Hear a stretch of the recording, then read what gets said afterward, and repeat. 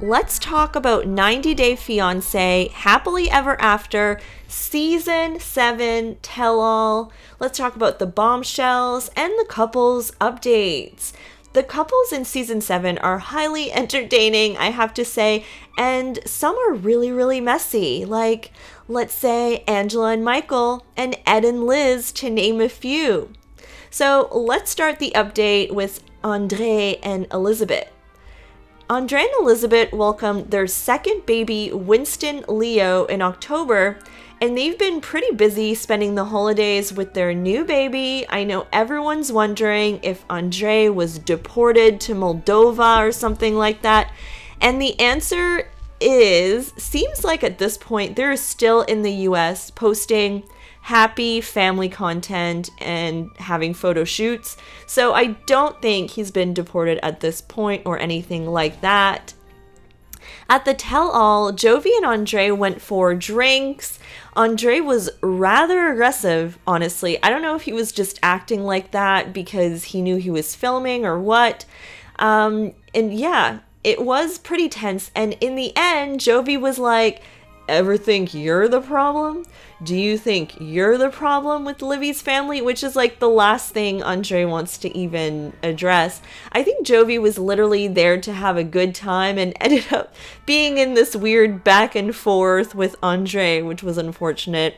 And about his green card, Andre told Jovi, they said to me, like, they have to look into some things and they're not giving me an answer at this moment of time.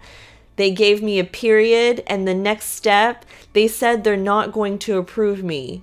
There might be a possibility, but I might get deported. Yikes. So not sure what they're looking into, but in my opinion, the cryptic story that he talked about on the show about being a police officer and leaving the country in somewhat mysterious circumstances, like, I don't know, probably does not help, but I do hope that this all can get resolved and that they can all stay in the States. Jovi and Yara were recently in Germany and then in Prague. Jovi says that in this picture, Mila asked for a sibling, so who knows.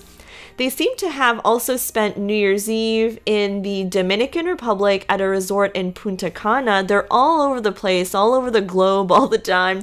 World travelers for sure. And to me, they're by far the least problematic this season. I think they might be, my fave. So let's go to a very problematic, messy couple. Ed and Liz. At the tell-all, Ed and Liz said they're together but not living together. Ed apparently felt smothered when they did live together, so still not sure why Liz is still giving Ed the time of day at this point. The fact that Ed kicked her out twice, he said, and she is still hanging on to Ed is just beyond reality. It's like watching The Twilight Zone or something. They say that they're seeing each other every other night to make it work. The only thing I like about the whole couple right now is Liz's highlights in her hair. I think it works. But otherwise, just ugh. There's also an accusation that Ed was like on some dating site, so just nothing surprises me anymore. And, someone in Arkansas claimed on Reddit that they ran into Big Ed and Liz at a bar there, and Liz posted this couple picture to her Instagram. So this couple looks like they're still trying to make it work against all odds. Fans are literally in the comments asking them to get therapy. Now let's talk about Kim and Usman. The big bombshell news here is that they're not together anymore. They say they're done and over and that they're friends now. Kim says she let him go but would like to see him one more time. I think we've all had that person we want to see one more time. Not a good sign that Kimberly is over it at this point. Clearly, there's still feelings there, but I guess time to move on, and we'll probably see Kimberly on Single Life pretty soon. I suspect she would be a pretty good candidate. Kim posted this picture on New Year's and looks like she may have found her self-worth. She said, "New Year's Eve was so much fun. Thankful for new friends and new opportunities. I won't settle for anything less than I deserve. 2023 is about happiness." She also says that last year was one of the hardest in her life. Usman and Angela are in this feud that I wasn't aware of for some reason, and he ends up saying Angela is the worst thing to ever happen to Nigeria. I mean, the whole country, Usman, like, really? Angela was on one about Usman. She called him a 5'2" wannabe, but we know she's gonna bring it at the tell-all, and she storms off and makes a scene at every single tell-all. So I don't know if this is what she actually thinks has to happen or that she has to do that or something. No idea. Angela freaks out at Michael too for not answering his FaceTime, then goes off about how, he cheated with a fan and Kimberly's a fan and how Usman told the world that she's using him.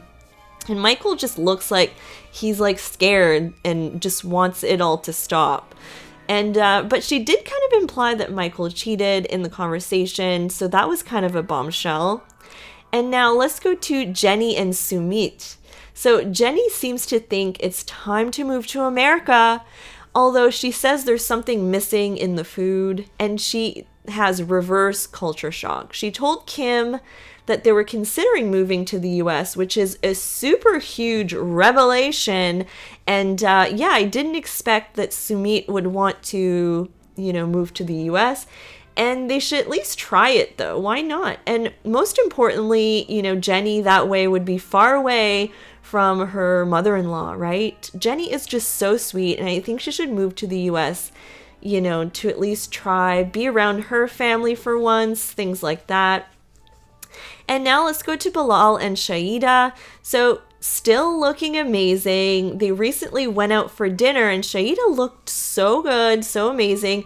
I loved her outfit. Again, they're not as problematic, this couple. I just feel like, Shaida should get more of what she wants. And I hope, she gets to have a baby soon like she wants and a joint bank account. I'm totally on that bandwagon, and that seems to be their biggest issues. Not as big as some of the other couples, I have to say.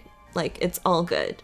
All right, guys, thanks so much for listening to my 90-Day Fiancé Happily Ever After tell-all bombshells and update. And let me know if you guys want me to cover 90-Day Fiancé moving forward and what you guys think about the couples on Happily Ever After. Who's gonna make it and who's not gonna make it, do you think? And hope you enjoyed this update. Bye, guys.